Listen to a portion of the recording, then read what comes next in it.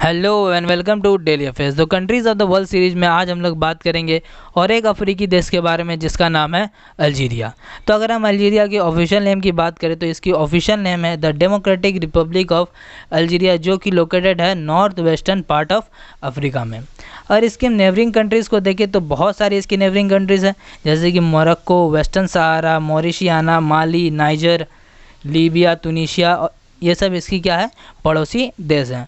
और इसकी एक बहुत ही बड़ी कोस्ट लाइन है नदर्न पार्ट में, वो है मेडिटेरियन सी के साथ। और इस देश की कैपिटल है अल्जीयर्स। यहाँ आप देखिए, ये है अल्जीयर्स, ये नदर्न एरिया में लोकेटेड है और बहुत ही ज़्यादा इसकी पॉपुलस सिटी है ये अल्जीयर्स। और इसकी जो मोस्ट पॉपुलेशन है वो नॉर्दर्न पार्ट में ही रहती है, क्योंकि नीचे तो सहारा डेजर्ट शुरू हो जाता है और उस कंडीशन में रहना पीपल के लिए पॉसिबल नहीं है।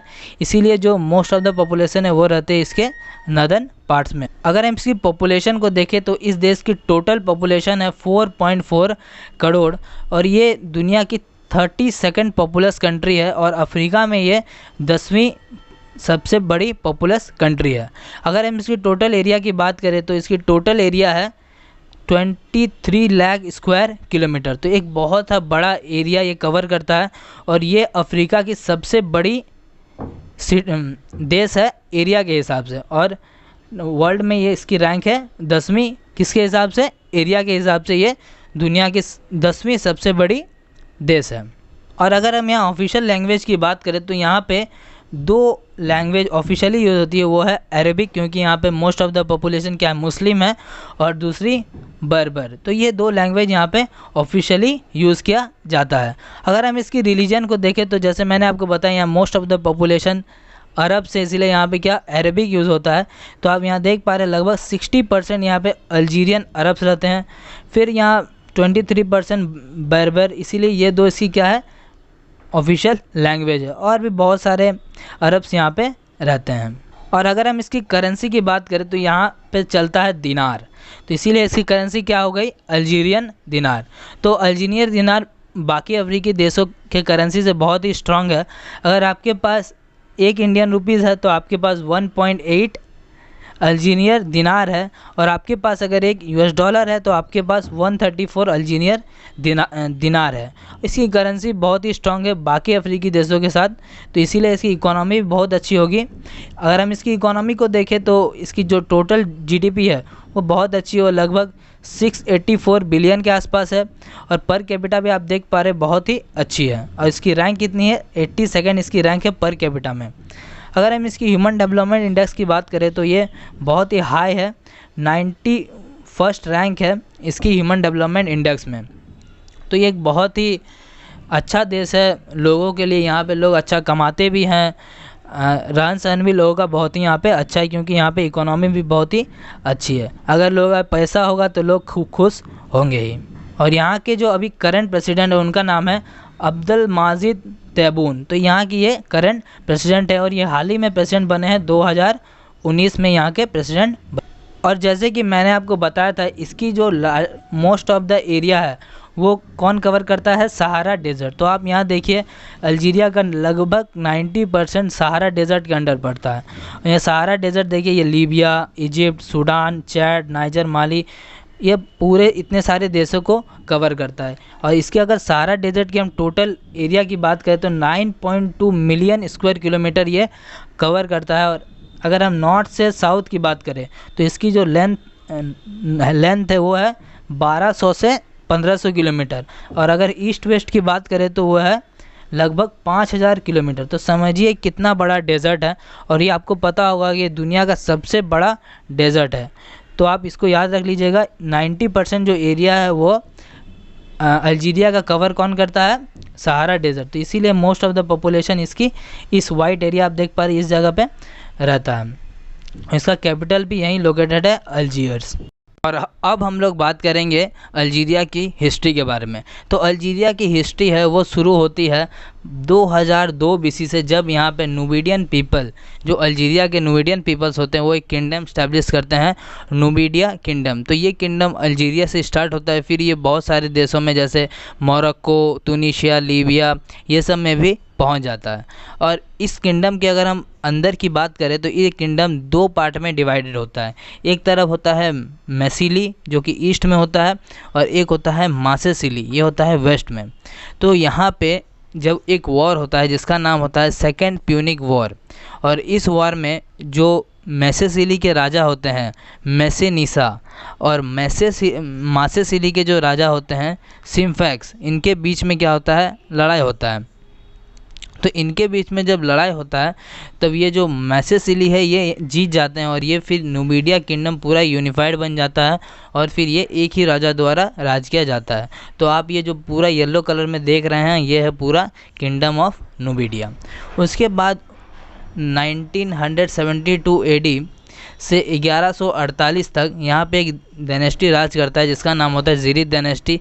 तो आप यहाँ देख पा रहे हैं ग्रीन कलर में जो है ये पूरा ज़िरिद डायनेस्टी ये ऑक्यूपाई करके रखा था ये जगह। तो इसमें मोरक्को, फिर ये लीबिया, ये सब भी ये एरिया अपने अंदर में रखा था। इसके बाद 1235 में एक यहाँ पे किंगडम आता है जिसका नाम होता है ज़ैनिद किंगडम। तो इसके जो फाउंडर होते हैं इनका नाम होता है याग मोरेनसेन इबन ज़ायन। तो इनके द्वारा ये किंगडम इस्टेब्लिश किया जाता है। तो और ये लगभग ये अल्जीरिया में 300 साल तक यहाँ राज करते हैं। लेकिन ये किंगडम जब यहाँ राज करता है तब इसके साथ साथ और एक यहाँ पे एम्पायर धीरे धीरे अपना पैर पसारता है, वो होता है ऑटोमन एम्पायर।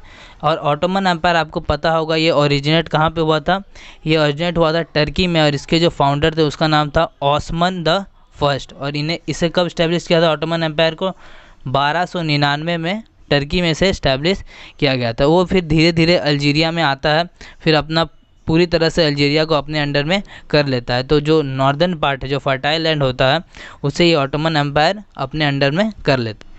फिर ये ऑटोमन एम्पायर बहुत ही बड़ा अपना मतलब इसका एरिया होता है जहाँ पे वो राज करता है, जैसे साउथ ईस्ट यूरोप, फिर वेस्टर्न एशिया, फिर नॉर्दर्न अफ्रीका। तो ये सब में पूरी तरह से अपना ये कब्जा कर लेता है ये ऑटोमन एम्पायर।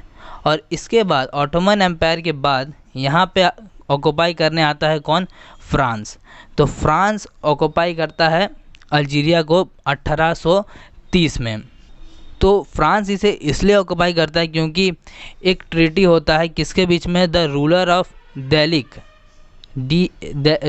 देलिक और फ्रांस के बीच में एक पैक्ट साइन होना होता है। लेकिन ये पैक्ट साइन नहीं होता है, इसमें इस पैक्ट से फ्रांस को क्या होता है, बहुत फ़ायदा होने वाला होता है।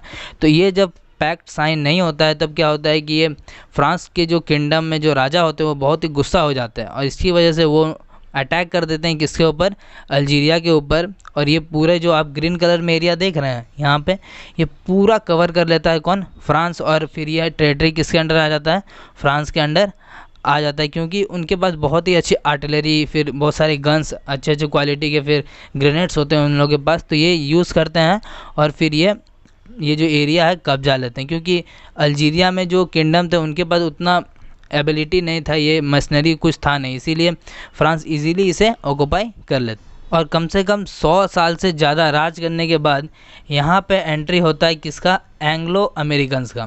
तो जब यहाँ एंग्लो अमेरिकन का एंट्री होता है तो आप यहाँ देख पा रहे ये जो 3 एरिया है यहाँ पे, western task force, central task force और ईस्टर्न टास्क फोर्स, ये 3 फोर्सेस एक साथ अटैक करता है ये फ्रेंच कॉलोनी पे।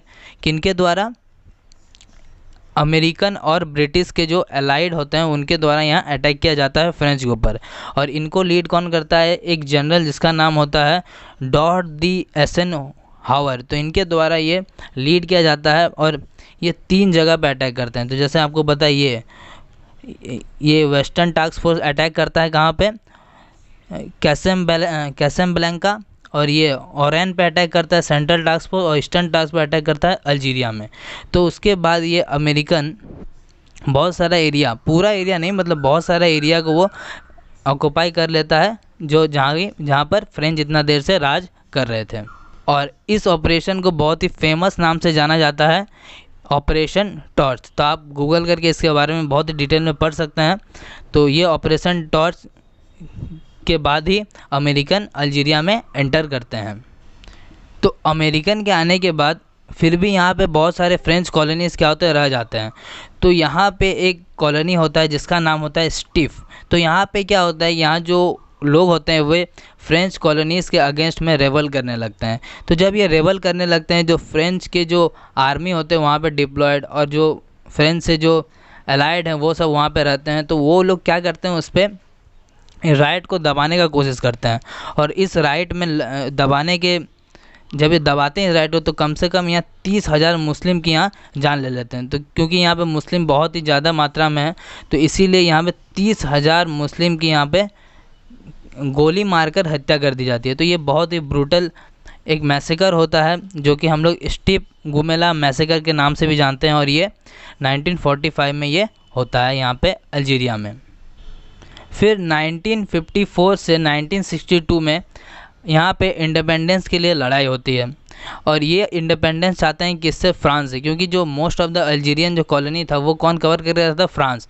कुछ पार्ट था वो किसके पास था, अमेरिकन सोल्जर के पास था, लेकिन मोस्ट ऑफ द पार्ट किसके पास था, फ्रांस के पास था। तो ये लोग लड़ाई करने लगते हैं इंडिपेंडेंस के लिए, और किनके बीच में लड़ाई होता है, फ्रांस और अल्जीरियन नेशनल लिबरेशन फ्रंट के बीच में लड़ाई होता है। तो इसमें क्या होता है, ये जो लिबरेशन फ्रंट होता है ये जीत जाता है, और उसके बाद फ्रेंच इंडिपेंडेंस अल्जीरिया इंडिपेंडेंट बन जाता है। और इनके जो नए जो प्रेसिडेंट होते हैं उनका नाम होता है अहमद बेन बेला। तो ये इनके नए प्रेसिडेंट बन जाते हैं। और ये इंडिपेंडेंस इतना आसानी से नहीं मिलता, इन्हें बहुत सारे लोगों की यहाँ जान जाती है।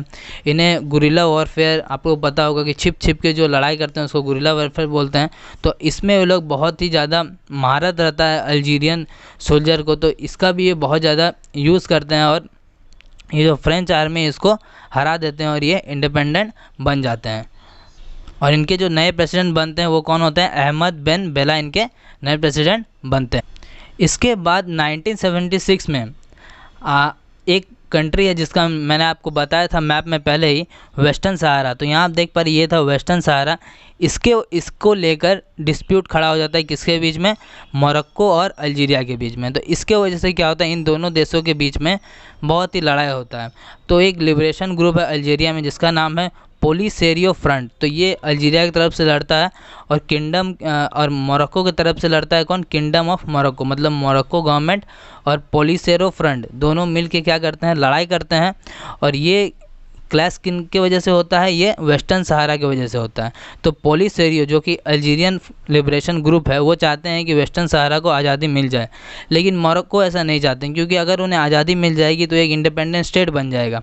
तो इसीलिए नहीं चाहता है कि ये एक इंडिपेंडेंट कंट्री बन जाए। तो इसीलिए इन लोग के बीच में अभी भी क्लैश चल रहा है, और छुटपुट यहाँ लड़ाइयाँ होते रहती है। और इसी की वजह से बहुत सारे जो ऑर्गेनाइजेशन है इसमें वेस्टर्न सहारा को इंक्लूड नहीं किया जाता है, और बहुत सारे कंट्रीज़ क्या होते हैं कि वेस्टर्न सहारा को एक कंट्री नहीं मानते हैं।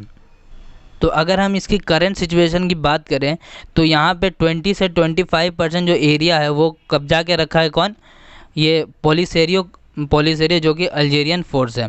तो ये कॉन्फ्लिक्ट में दोनों देश को फ़ायदा होता है, लेकिन लॉस किसको होता है, वेस्टर्न सहारा के गवर्नमेंट और वहाँ के जो पीपल है उनको बहुत ही ज़्यादा इसमें प्रॉब्लम का सामना करना पड़ता है। इसके बाद 1989 में यहाँ पे कॉन्स्टिट्यूशन में कुछ अमेंडमेंट किए जाते हैं, और एक बहुत ही इंपॉर्टेंट अमेंडमेंट किया जाता है यहाँ के कॉन्स्टिट्यूशन में कि जो वन पार्टी सिस्टम है इसे हटाया जाता है और मल्टी पार्टी सिस्टम यहाँ पे इंट्रोड्यूस किया जाता है। तो इससे क्या होता है कि बहुत सारे पार्टीज़ यहाँ पे इलेक्शन में लड़ते हैं और फिर कम्पीट।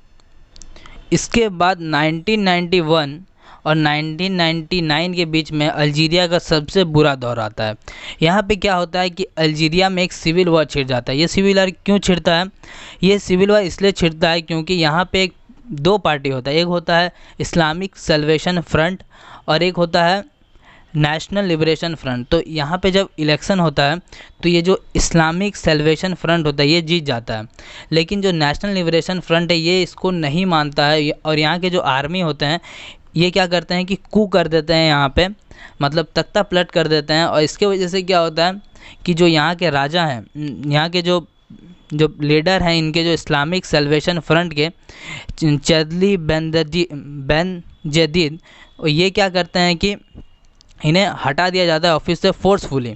तो फिर ये क्या करते हैं कि रेबल स्टार्ट कर देते हैं किसके साथ, पूरे कंट्री के अगेंस्ट और अल्जीरियन गवर्नमेंट के अगेंस्ट। और ये फिर बहुत सारी लड़ाइयाँ करते हैं मिलिट्री के अगेंस्ट, इसमें बहुत सारे सिविलियंस की मौत होती है। और एस्टिमेट बताता है कि कम से कम यहाँ 1.5 लाख लोगों की मौत हो चुकी है। और ये लड़ाई बहुत ही बुरी लड़ाई थी अल्जीरियन के इतिहास में, क्योंकि ये लड़ाई किसी रिलीजन की वजह से नहीं हुआ, ये बस दो पार्टी के इलेक्शन में जो नहीं मानने और मानने की वजह से हुआ है। तो ये सबसे बुरा दौर था अल्जीरियन हिस्ट्री में। तो ये सिविल वार कभी भी कोई भी देश में अच्छा नहीं होता है। कभी भी सिविल वार होता है तो उस देश के पीपल को ही बहुत ही बुरी तरीके से इम्पैक्ट होता है, ना कि कोई गवर्नमेंट ऑफिशियल। वो लोग क्या, वो लोग चाहते हैं कि ऐसे, वो लोग नहीं चाहते हैं कि ऐसा हो, लेकिन उन लोगों को क्या, वो लोग आराम करेंगे, वो लोग उतना कुछ नहीं है। लेकिन मेन जो ख़राब होता है, इम्पैक्ट होता है, किसके ऊपर होता है? आम आदमी के ऊपर ये इम्पैक्ट कर। इसके बाद 1990 में धीरे धीरे 1999 में धीरे धीरे ये स्थिति ठीक होती है और यहाँ के जो प्रेसिडेंट बनते हैं वो बनते हैं अब्दुल अजीज़ बोटफ्लिका। तो ये यहाँ के नए प्रेसिडेंट बनते हैं 1999 के इलेक्शन के बाद, और ये 2019 तक प्रेसिडेंट बन के रहते हैं।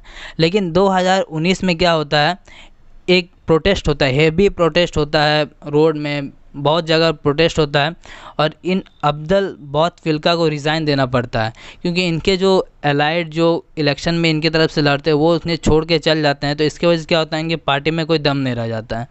तो फिर इनके जो मिलिट्री भी होते हैं वो भी बोलते हैं कि अब ये बूढ़े हो गए हैं और ये पार्लियामेंट में रहने लायक नहीं है, क्योंकि इनका एज बहुत ही ज़्यादा हो जाता है। ये लगभग 82 ईयर्स के हो जाते हैं जब इन्हें प्रेसिडेंट से हटाया जाता है। और उसके बाद इनके नए प्रेसिडेंट बनते हैं अब्दुल माजिद तेबून, और ये अभी भी इनके प्रेसिडेंट बने हुए हैं। तो ये था पूरा हिस्ट्री अल्जीरिया के बारे में, क्या हुआ वहाँ पे मैंने सब कुछ अच्छे तरीके से कवर किया है। तो थैंक यू। चैनल को लाइक करिए, सब्सक्राइब करिए और बेल आइकन को प्रेस कर दीजिए।